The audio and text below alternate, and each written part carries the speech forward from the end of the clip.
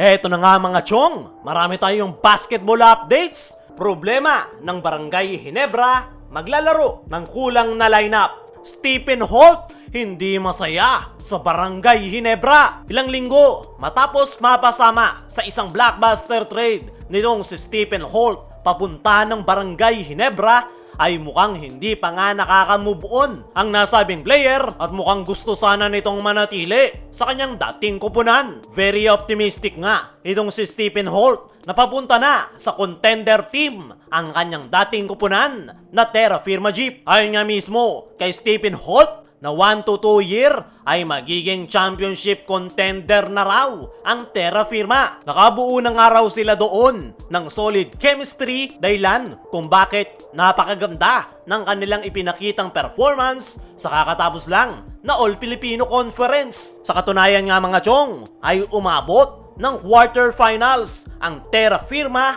kung saan muntik-muntikan pa nga nilang ilaglag ang San Miguel Beermen na mayroong twice to beat advantage. Ayon pa kay Stephen Holt, ay hindi nga lang daw yan yung dahilan kung bakit niya nasabi na magiging championship contender na ang Terra Firma. Karamihan raw sa kanilang mga talo. Last Philippine Cup ay 2 hanggang 3 lang ang lamang sa kanila. Malaking araw ang panghihinayang nitong si Stephen Holt sa Terra Firma Jeep dahil nakabuo na daw sila doon ng something special na hindi niya pa nakuha sa lahat ng kupunan na kanyang nilaruan. Ayon nga sa mga naging pahayag na yan nitong si Stephen Holt, ay mukhang hindi nga ito masaya sa pagkakatrade sa kanya ng Terra Firma papunta ng crowd favorite na Barangay Ginebra. Mukhang ang gusto nga mangyari sana ni Stephen Holt ay tulungan ang Terra Firma na makakuha ng kampyonato. At ang kaibahan nga, ngayong nasa Barangay Ginebra na itong si Stephen Holt, ay hindi na nga siya yung magiging main player ng kanyang kupunan.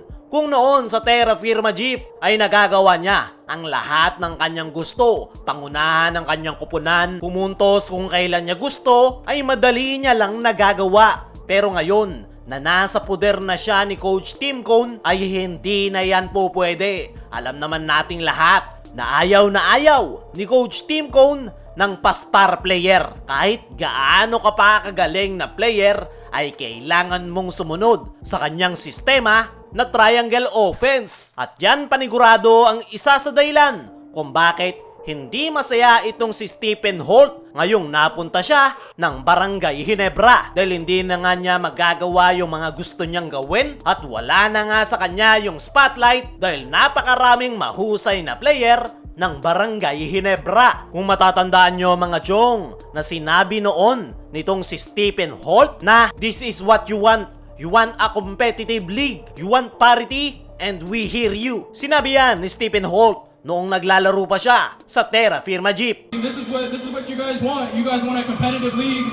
You want parity? No, we hear you. At sa statement pa lang na yan ni Stephen Holt noon, ay talagang gusto niyang iangat ang Terra Firma na maging competitive team at makakuha ng kampyonato. Para sa akin mga chong, ay hindi naman talaga kailangan ng Barangay Ginebra itong si Stephen Holt. Tatakbo pa rin ng maganda yung triangle offense ni Coach Tim Cone kahit wala si Holt sa kanilang lineup. Isa pa, napakaraming mahuhusay na player ng Barangay Ginebra lalo na kapag nagbalik na in action si Scotty at Jamie Malonzo. Panigurado, masasapawan lang itong si Stephen Holt at paniguradong ine-expect na yan nitong si Stephen Holt. Kaya naman, hindi siya masaya ngayon na nalipat ng Barangay Ginebra. Kung ako ang papipiliin mga chong, ay mas maganda pang manatili sa Barangay Ginebra si Stanley Pringle